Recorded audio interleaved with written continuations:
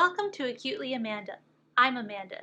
Today we're talking about content notes in books and why, as an author, you might want to include them. In my most recent book, I included a content note, and I think it's been really nice to do, so I want to talk about it. So what are content notes? You might think you don't already engage with content notes, but if you watch a movie, you have. So those MPAA ratings, the G, PG, PG-13, and R, those are all content notes. And what those do is they help communicate to you who the intended audience is and who might not be the most appropriate audience for that content. That's all a content note is. People have made them out to be kind of this big controversial thing, but they're really about connecting your content to the correct audience that would want to engage with it. That is what they are about. So it's to help people make sure a little bit in advance that they will likely enjoy what they are going to read or watch.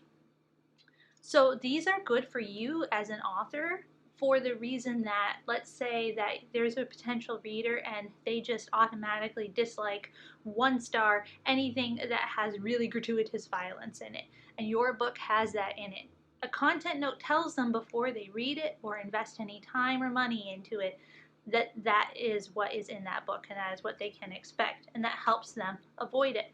So it helps to avoid some of those lower ratings from someone who just doesn't like the content. It has nothing to do with the quality of your writing. It is just about what your content is. And notice I said it helps before they even pay for it. I'm going to talk a little bit about a way to get that content note in there in a way that people can see it in a non-obtrusive way, but see it before they pay for it. So I actually don't advise putting the content note on your back cover of your book or in the book's description. I advise putting it in towards the beginning of the book, and I'll show that in a minute. So they're good for you because they help weed out potential readers who would just not like it because of the content. And it might feel counterintuitive to say, this content note is going to stop people from reading my book, but it stops people from reading your book who wouldn't enjoy it anyway. And then it also helps find that audience who will enjoy reading it. So there are people who will only read books that do have content notes because they want to know what they're getting into.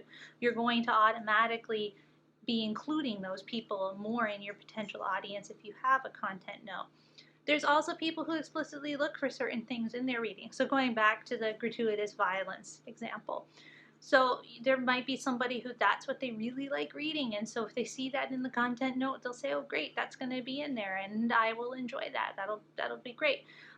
Another example is there's certain types of mental illness representation that can be difficult to tell from a description, and if they see that in the content note, they might be more interested in reading it. So maybe someone has a loved one who has a panic disorder, and if they see in the content note that panic disorder is represented in this book, they might be more interested in reading it. So it's really a mutually beneficial thing to include in your writing.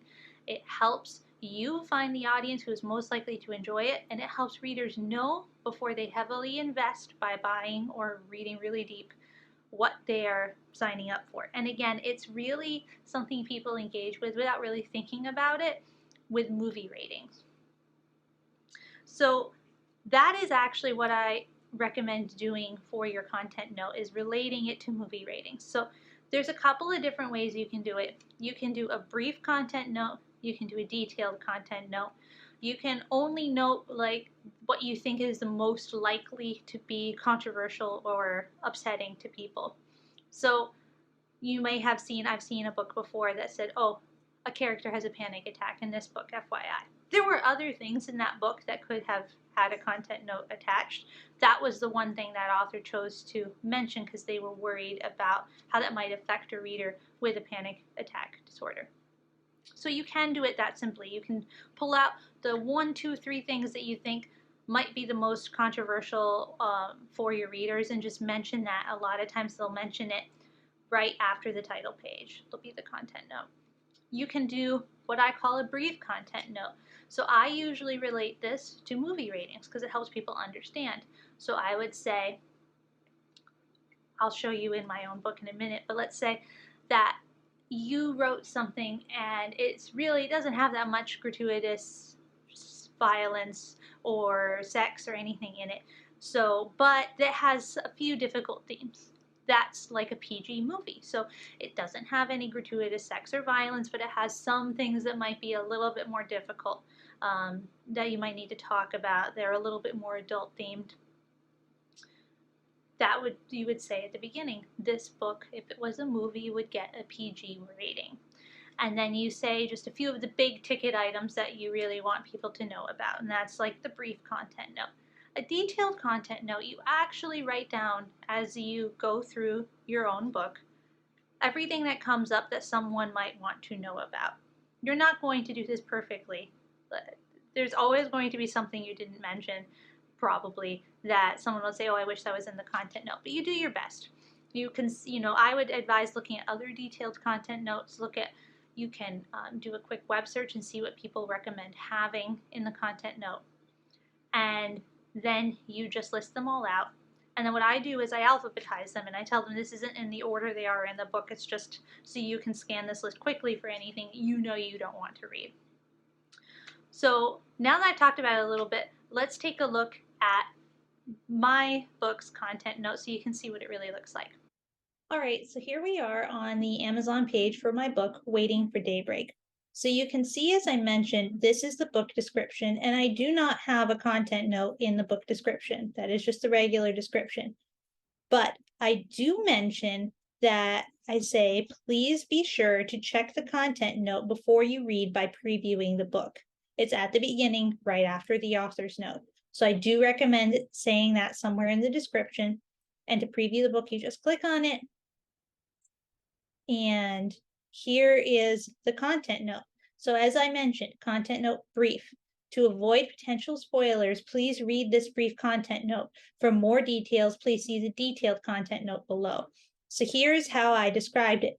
This book is from the perspective of a character with borderline personality disorder, BPD, and is set 1 year after the onset of a zombie virus with flashbacks to the early days of the outbreak. Common symptoms of BPD, such as self-injury and dissociation, are depicted in the book. The book also confronts suicidality and suicide. There is a PG-13 level of violence and language. Sex scenes are not graphic. So there you go. That doesn't spoiler anything about the book. I think that's something that sometimes people worry about when they hear about content notes. Oh, it's going to spoiler it. This doesn't spoiler anything. It just tells people kind of what to expect, much like the movie ratings are supposed to. Now, the detailed content notes can be considered spoilers, and I make a note of that. And then I also say they're in alphabetical order, and the order denotes nothing about frequency of occurrence or the location in the book. And then I mention if things occur on screen. So do these things occur where you really see them in the book? Occurs off screen would be, imagine it's a movie. Is it something you hear but you don't see? That would be it. And then discussed on screen would be the characters actually have a discussion about this, but it doesn't necessarily occur on screen. And you can also see sometimes I will note, like I will say there's sexual content, but I mentioned that it's not graphic. So that is how I do the content note. And it only takes, it's a little hard to tell in the preview, but this was only 1 page of my file that I uploaded to Amazon. So it only took 1 page, and that's it. That's all you need to say. All right, so that is what a content note looks like in my book, and it's why I chose to include it and why you might want to consider including it in your own work. So I hope you enjoyed this video and found it helpful. If you did, please give it a thumbs up. Please think about subscribing, and please feel free to leave a note in the comments below, especially if you do have a content note in your book. I'd love it if you provide a link to it so we can all look at more examples. Thank you for watching. Bye.